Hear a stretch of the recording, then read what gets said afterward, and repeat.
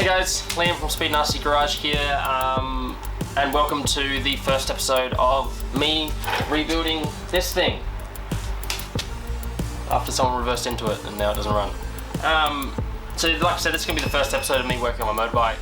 I have absolutely no idea what I'm doing when it comes to motorbikes, so if you don't know anything about motorbikes, we can learn together. I think it's like a 1990 something CBR250RR. It was complied in December 2000, but they were like a 1994 to 99 build, I think. This is the motorbike. It's got 20,000 RPM. It sounds good when it runs. Everything like works on it except for the fact that it doesn't start. So like I'll start it, or I'll try to start it. Lights come on, run, and then make sure it's out of gear first. Let's do that. Otherwise, it'll be fine because it's up on the stand. So nothing, even with the choker. Nothing. It just doesn't want to go. So I'm going to be trying to get it to run. I don't know how long it's going to take. Might have to rebuild the carbs. So I guess you guys know about as much as I do, and welcome to the journey. Let's get into it.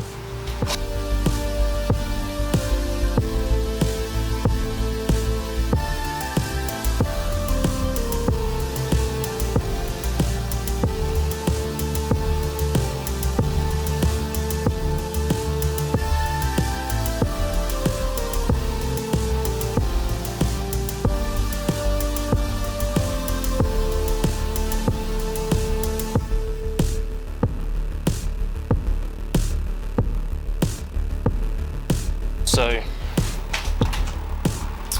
this is one of the parts that was broken in the crash. This little mounting tab here. Super annoying because this doesn't mount properly to the back of the bike anymore. So I need to get a whole new fairing or try and glue this. It looks like it's been tried to be glued before. So yeah, maybe try and glue it, maybe try and zip tie it back together. I don't know, can't figure it out.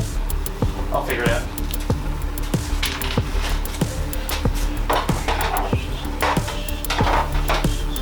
Luckily for me, the bike came with a spare bike and a huge ass box of spares and also a big box of fairings. Where'd I put them? I think I left them outside, hang on. A few moments later.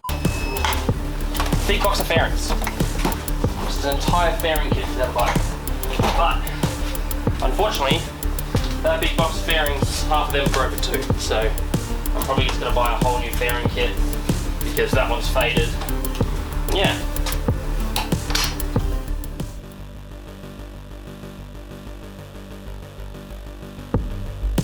I don't know if you guys can hear this.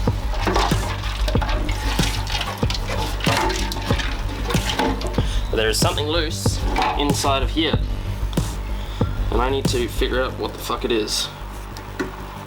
Turn that and see if we can get some fuel out of it.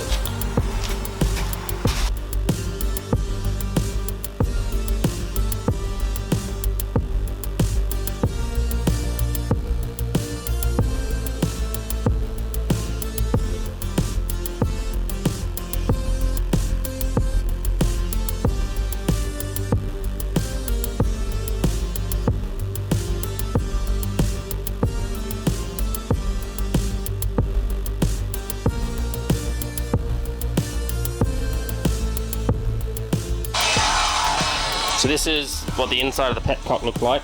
It was absolutely fucking disgusting. If the camera will focus, probably won't, but it was gross. The seals have all perished. There's so much like gasket sealer here, it's not even funny. I honestly don't even think there's seal. It's not even rubber anymore, it's solid. So that's cactus. Look at this, look how much gasket sealer is coming off. Disgusting. Gross. Well, that's how the petcock works. There's a little ball bearing that sits in there, and then when you spin this, You spin this around for your petcock, it changes where the ball bearing sits and where the fuel comes from. And yeah, you can see those holes in there. So, yeah. Alright, so I tried a bunch of stuff to try and get it working, like pouring fuel straight down the fuel hose to get to the carbs, and it just doesn't want to catch at all. So I'm going to pull the carbs out and give them a clean. Hopefully, we'll see how we go.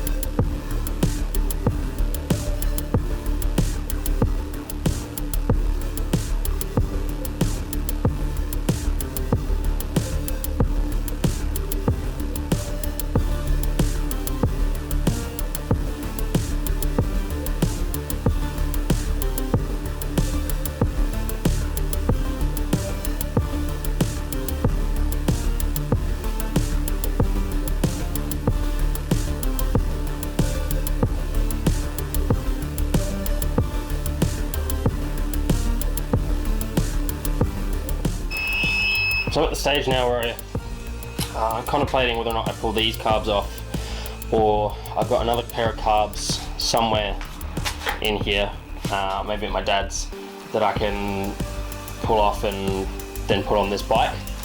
There's a lot of things that I need to fix on it. These are all gross and old and faded as shit. I need to change the handlebar because when it was knocked over, and the wing mirror, when it was knocked over, it landed on its right side.